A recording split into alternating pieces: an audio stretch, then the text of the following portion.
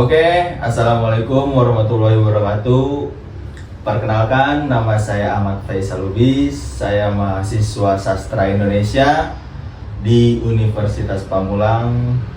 Kebetulan saya akan mewawancarai saudara Nafis Muhammad Nafis Firdani. Kebetulan nama panjangnya betul, Mas? Benar.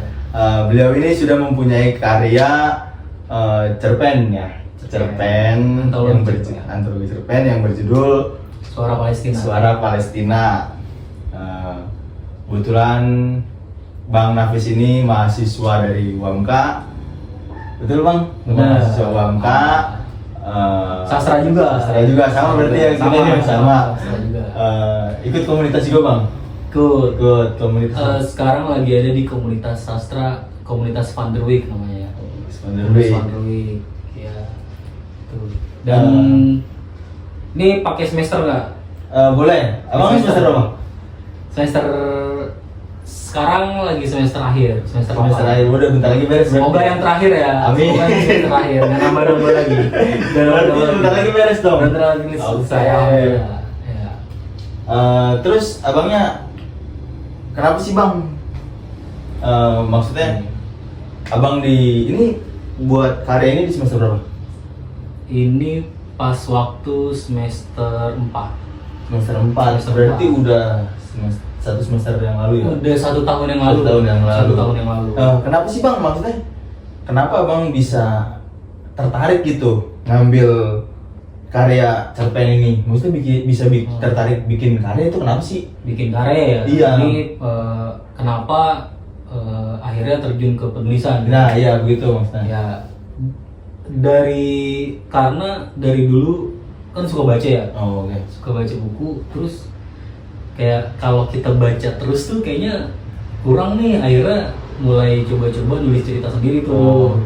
Berarti cara ngungkapinnya? Iya, cara ngungkapin. Ya, emang banyak ya, biasalah keresahan-keresahan. Benar. Kita kan banyak orang-orang tuh biasanya nggak bisa ngungkapin perasaannya gitu ya, nggak tahu nih mau nyampein kemana. Bener, mau cerita ke temen takut bocor gitu ya kan, atau mau cerita ke orang tua juga, kadang kan banyak gitu ya anak sekarang yang kurang deket sama orang tuanya, dan temen pun begitu juga gitu. Akhirnya salah satu pelarian saya dalam menulis ya itu, karena banyak keresahan-keresahan yang ingin disampaikan gitu, dan tapi tidak berhenti pada diri saya sendiri, tapi ingin sampai pada orang lain juga, dan itu mediumnya lewat tulisan. Medium paling aman itu lewat tulisan lah, maksudnya yang paling mudah bagi saya untuk menularkan keresahan atau atau cerita lah gitu ya. Berarti itu juga jadi satu alasan abangnya masuk ke dalam fakultas sastra itu juga termasuk? Ya benar, termasuk. Jadi waktu dulu itu sempet pas SMP atau SMA, SMA itu sempat nulis dulu. Oh, sempat juga nulis. Sempat nulis di Wattpad. Okay. Sekarang juga masih nulis sih, tapi cuman udah jarang lah kalau medium Wattpad, ya kan. Nah, kemudian dulu sempet selama Covid di Jogja. 2019 sampai 2021. Oh, itu di Jogja. Itu di Jogja. Nah, kebetulan abang juga alumni sastra UNY. Jadi ya kedoktrin tuh makin kedoktrin, makin ditekenin banget tuh. Oke, jadi suka tuh sastra, suka baca tulisan-tulisan. Nah, akhirnya dari situ mulai timbul ketertarikan. Karena kultur Jogja itu kan kultur yang sastra banget kan, yang seni banget. Itu kan dibagi dua kebudayaan ya. Jogja bagian selatan itu teater gitu, seni peran. Jogja bagian utara itu kepenulisan ya kan, seni-seni yang sastra gitu. Makanya lahir banyak tokoh-tokoh buku di Jogja bagian utara gitu ya. Terutama UGM, UNY gitu kan. Kultur. Dari kultur itu jadi mulai tertarik ya, jadi ingin masuk sastra juga gitu. Tapi sebelumnya, Bang, kan kita kagak tahu ya, maksudnya kenapa gitu abang pertama kali nulis cerpen ini tuh tentang Palestina gitu? Kenapa? Maksudnya alasannya apa gitu? Kita sebagai, maksudnya kita kan belum baca juga, jadi penasaran nih alasan kenapa sih Bang Nafis nulis karya cerpennya tentang Palestina, kan maksudnya masih banyak objek yang lain yang dekat yang nyata. Kenapa Bang? Nah, kenapa bukunya itu harus ngambil isu Palestina, ngambil isu Palestina? Padahal kan banyak ya. Saya juga nulis banyak terkait isu-isu lain ya. Tapi kenapa yang dibukukan itu harus Palestina?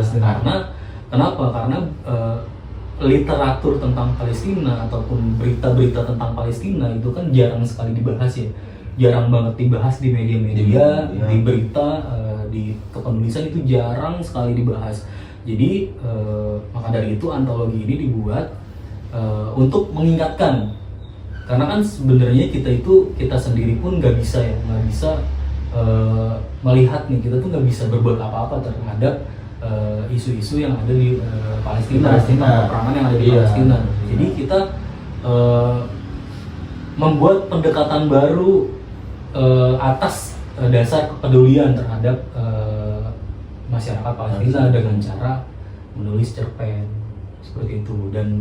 Dan di cerpen ini menariknya itu ini tuh adalah sebuah aliwahana, ya, aliwahana dari puisi ke cerpen. Jadi ini puisi-puisi saya pribadi itu mengangkat puisi Taufik Ismail yang saya ubah, yang saya aliwahanakan ke dalam bentuk cerita pendek.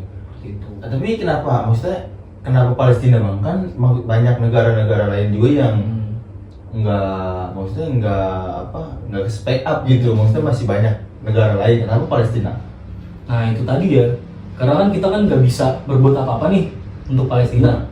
Salah satu hal yang paling bisa kita bantu, kita lakukan, pokoknya apapun yang kita bisa lakukan itu ya udah kita lakukan aja gitu.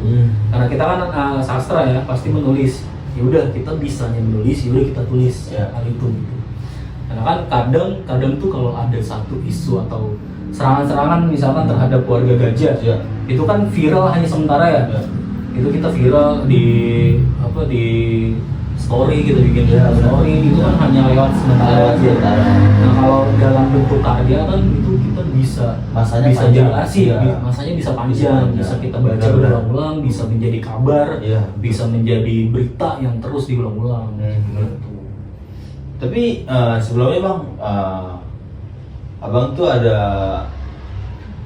proses lagi nggak sih untuk nulis karya lagi? Maksudnya Abang ada lagi ngerjain apa gitu, lagi ada proyek apakah Abang mau nulis cerpen lagi, apa sebenarnya Abang udah nulis puisi juga, suka puisi juga, atau prosesnya maksudnya ada apa lagi nih di balik ini? Gimana? Kalau sebenarnya saya sih basicnya emang di puisi, basicnya emang di puisi. Tapi belum ada yang diterbitin belum, tapi rencananya Insya Allah akhir tahun nanti itu bakal rilis kumpulan puisi judulnya Terjebak Sefrog. Terjebak Sefrog. Nah, kenapa Terjebak Sefrog? Kenapa itu tuh puisinya saya itu sengaja mengangkat puisi-puisi yang emang deket sama anak muda gitu, anak yang seumuran kita gitu. Karena apa? Karena puisi itu untuk disukai sama anak-anak sekarang, sama generasi kita sekarang tuh harus bener-bener deket banget gitu. Mulai dari selera konsumsinya, mulai dari selera musik, selera selera berpakaian, itu semua dibawakan di puisi itu. Jadi seolah-olah saya itu mau mengangkat bahwa puisi itu nggak selalu alay dan selalu dianggap lebay gitu. Puisi itu bisa keren juga, bisa keren juga. Dengan kita mengangkat, misalkan kita mengangkat genre musik apa nih, soft rock misalkan. Soft rock itu kan banyak banget didemengin sama seumuran kita ya. Jadi puisi itu terasa lebih dekat aja gitu. Itu kan fungsi sastra gitu kan, melebur dalam masyarakat sosial gitu. Berarti sekarang nanti selanjutnya Abang bakalan buat buku puisi atau apa nih? Kumpulan puisi. Itu lagi dikerjain sekarang. Kumpulan puisi. Itu bakal terbit ya akhir tahun lah. Tapi sebelumnya gini Bang, kenapa Abang lebih suka puisi nih dibanding cerpen? Tapi kenapa yang terbit cerpen duluan dibanding puisi? Itu ya. Tapi berangkat dari tadi ya, berangkat dari ini kan Ali Wahana ya. Jadi tadi tuh dari puisi dulu nih. Dari puisi diubah ke dalam bentuk cerpen. Ya emang pada dasarnya puisi juga.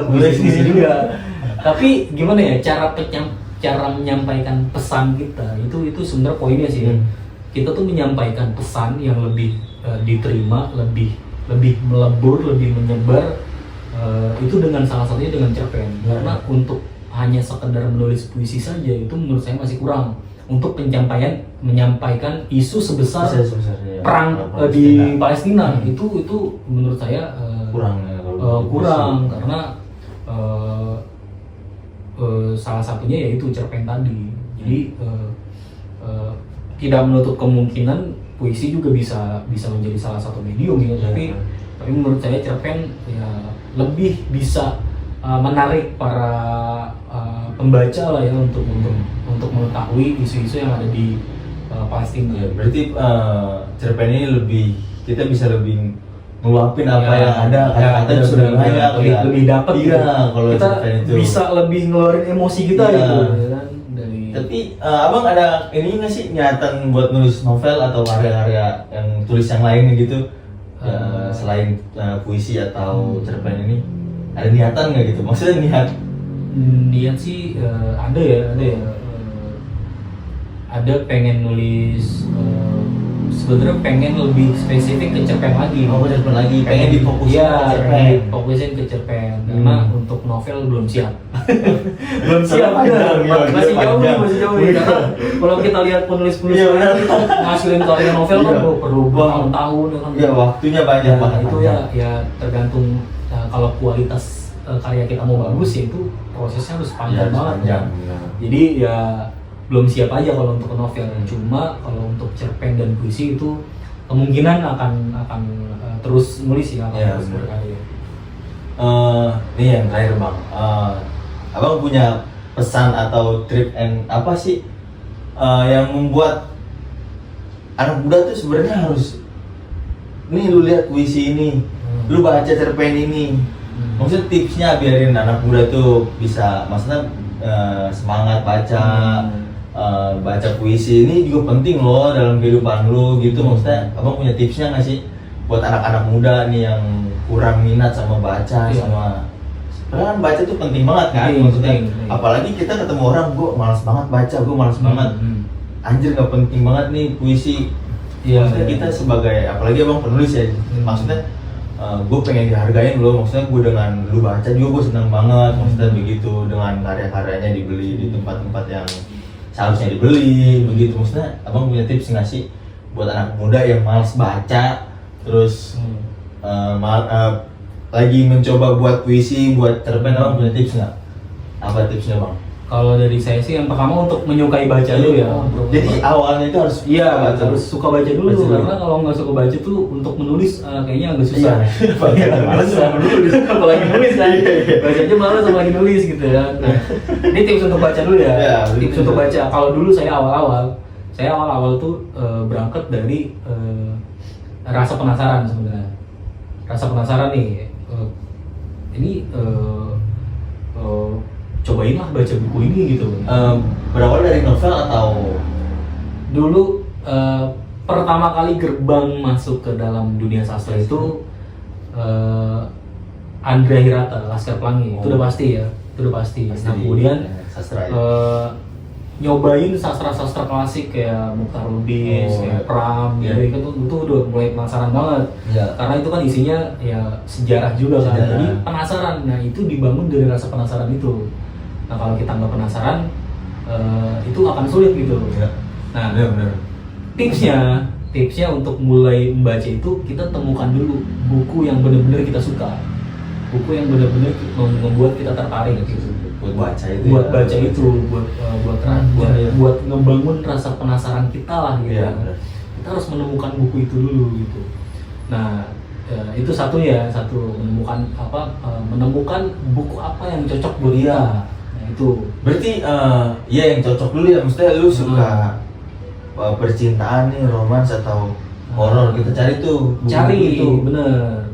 Nah setelah itu ditemukan, itu kita bakal nanti tuh pasti bakal merambat kemana-mana, saya itu dulu tertarik ke novel-novel sejarah. Nah itu merambat ke politik, sosial, segala macam. Nah itu bakal merambat.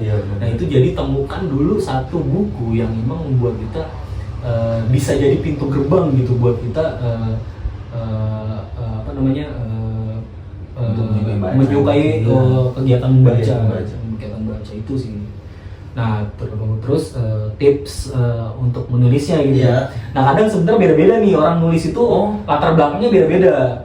Ada yang emang nulis untuk karena dia suka karena hobi, nulis karena untuk kebutuhan, nulis karena emang dia bener-bener nggak ada tempat lain selain untuk mengungkapkan sesuatu gitu, selain menulis. Nah karena kan sastra itu kan sama lah ya, kayak karya seni lain gitu ya. Tapi sorry bang, ini kita potong. Maksudnya kita menulis karena kebutuhan itu maksudnya gimana sih? Nah menulis karena kebutuhan biasanya itu banyak gitu ya yang menulis itu tanpa melihat sudut pandang dari hal-hal yang deket sama kita. Jadi menulis yang benar-benar kita ciptakan cerita sendiri tanpa dasar apa-apa, hanya untuk kebutuhan pribadi, misalkan kayak uang atau upah, ya kan, ya berkaitan dengan hal itulah. Tapi gitu. Di era sekarang tuh salah nggak sih bang?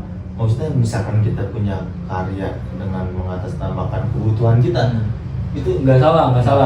Justru itu nggak salah. Tapi nantinya kualitas sastranya itu dipertanyakan. Itu yang jadi masalah, karena banyak karya-karya sastra itu kualitasnya tinggi, justru itu lahir dari kedekatan dari seorang penulisnya. Kan kalau di sastra kan kita belajar yang namanya ekstrinsik itu psikologi penulis gitu, latar belakang penulis untuk menulis karya itu apa gitu ya kan. Kalau kita lihat karya-karya dulu kan kayak Pram Mukhtar Lubis, contohnya Chairil Anwar gitu, itu kan latar belakang mereka kan sedang perang, sedang keadaan sosial lagi kacau, jadi lahir karya-karya mereka yang kualitasnya tinggi gitu. Jadi bukan hanya menulis untuk kebutuhan, jadi mereka menulis untuk memberikan informasi, memberikan pandangan mereka, memberikan pemikiran mereka tentang apa yang ada di sekitar mereka gitu. Itu jadi sastra melebur dalam masyarakat. Jadi melebur sastra itu ya masyarakat itu sendiri gitu. Berarti jadi nomor 2 lah itu tuh ya. Terus lanjutnya apa lagi bang tipsnya? Untuk kan tadi kita sukain baca dulu, kita cari tahu apa yang kita suka nih, kita baca. Terus tips untuk nulisnya kita apa gimana sih? Tadi beda-beda ya. Ada yang kebutuhan, ada yang emang bener-bener dia tuh pengen nggak ada tempat lain lah gitu, nggak ada tempat lain buat cerita itu. Kalau saya pribadi itu nggak senang cerita terus nggak tahu nih, nggak punya teman kepercayaan ya. Iya itu kalau cerita ke dia nih nanti pasti akan bocor. Jadi emang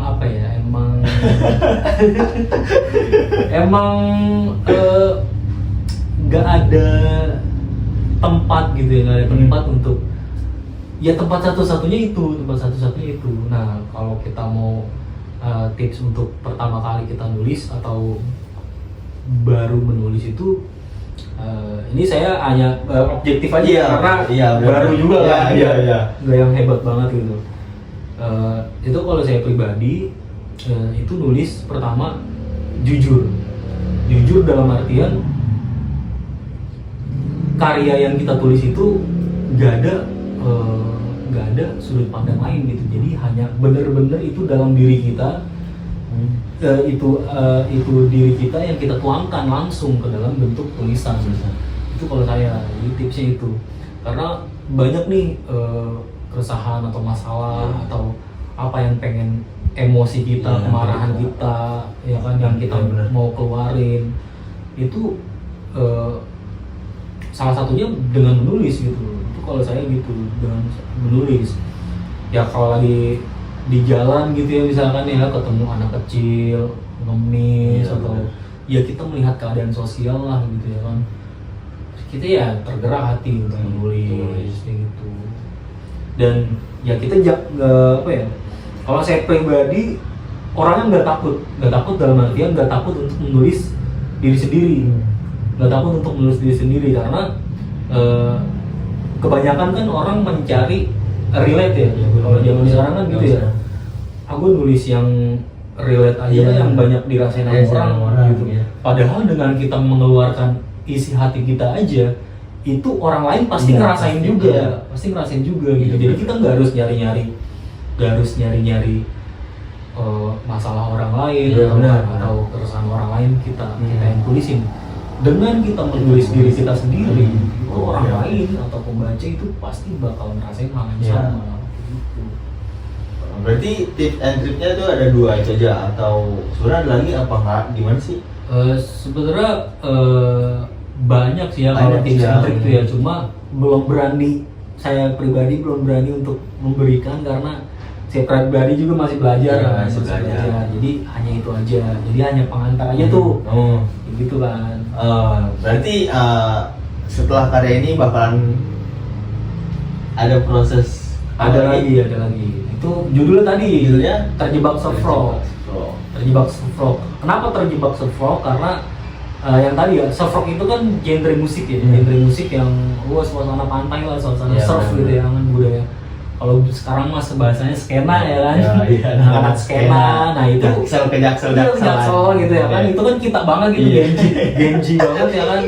Jadi ya udah nih, nulis gimana caranya, saya tuh mikir gitu, gimana caranya puisi itu didemenin sama anak-anak Genji, Iya. sama anak-anak yang keren gitu, yang bisa melebur jadi keren gitu, Iya, puisi itu iya, jadi bener. keren gitu, nggak jadi yang mayu-mayu lagi, Iya. Setuju. alay lagi, Iya. aku kamu lagi gitu-gitu. Jadi emang pengen sebebas mungkin gitu Iya, di situ, iya. di terjebak surf gitu. Nih, jadi buat teman-teman semua yang penasaran, yang udah baca buku karya Muhammad Nafis, Muhammad Nafis bakalan ngeluarin karyanya lagi dengan apa yang dia rasain, Nah itu yang benar. apa yang dirasain. Pokoknya ditunggu aja. Di terbitnya di Untitled Space, Untitled underscore space, Untitled underscore press. Itu penerbitnya, Oh, penerbit yang penerbit. bakal nerbitin kumpulan puisi Terjebak Surf Rock itu. Nah, pokoknya itu aja sih teman-teman. Oke, thank you. Segitu aja buat wawancara kita. Thank you Bang Nafis ya. Thank you Kita- juga, terima kasih.